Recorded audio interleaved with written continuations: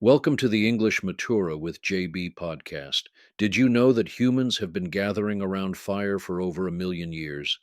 But what's fascinating is how we've transformed that primal connection into these incredible festivals of light that draw millions of people together. That's such an interesting perspective. How we've evolved from basic survival needs to these elaborate cultural celebrations. Let me paint you a picture of Diwali, where entire cities transform into oceans of light. We're talking about millions of oil lamps, called diyas, creating this breathtaking landscape of flickering flames. And the scale is just incredible. Over 800 million people worldwide celebrate Diwali each year. You know what's fascinating? The festival actually spans 5 days, with each day having its own specific rituals and meanings. The third day is considered the main celebration, when the lighting of diyas reaches its peak. How do families typically prepare for such a massive celebration? Well, there's this amazing tradition of deep cleaning and renovating homes weeks in advance. People create these intricate geometric patterns called rangoli using colored rice, sand, and flower petals. Some of these designs can take hours to complete. That reminds me of how these festivals often blend the sacred with the everyday. Speaking of unique celebrations, let's jump to Brighton's Burning the Clocks. This festival actually started in 1994 as a way to give people a non commercial alternative to traditional holiday celebrations.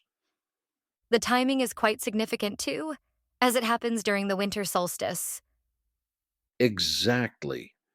And here's something surprising.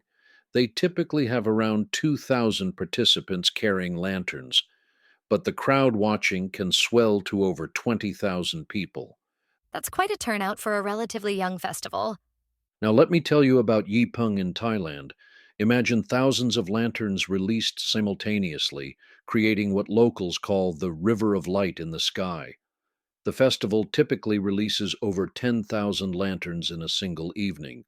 Though there must be some environmental concerns with that many lanterns. You're right. Studies have shown these lanterns can travel up to 20 miles and stay airborne for around 20 minutes.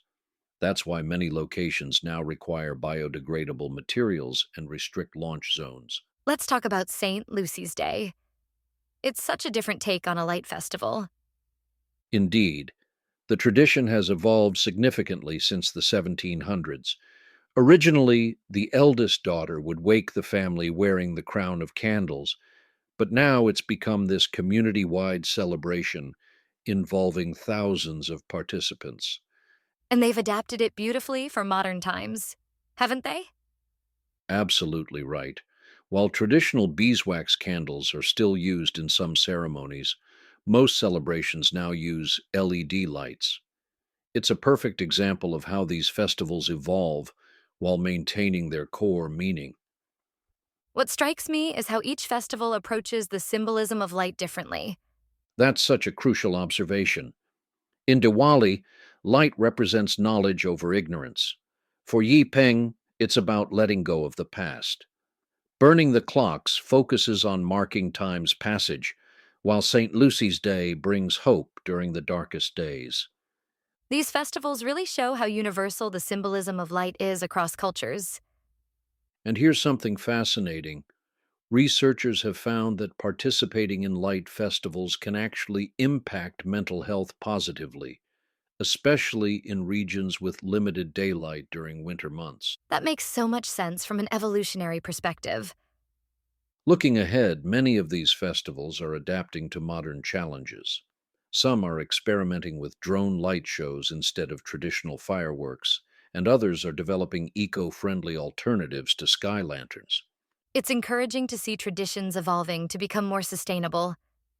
Well, I think we've illuminated quite a bit about these fascinating celebrations. They're not just about the spectacle, they're about community, hope, and our enduring human need to push back against the darkness. And they remind us that some of the most meaningful traditions are those that bring people together, regardless of their background or beliefs. That's exactly it. Whether it's 1,000 lanterns rising into the Thai sky or a single candle in a Swedish window, these festivals continue to light up our world in ways both ancient and new. Thank you for listening. Catch you on the next episode of the English Matura with JB podcast.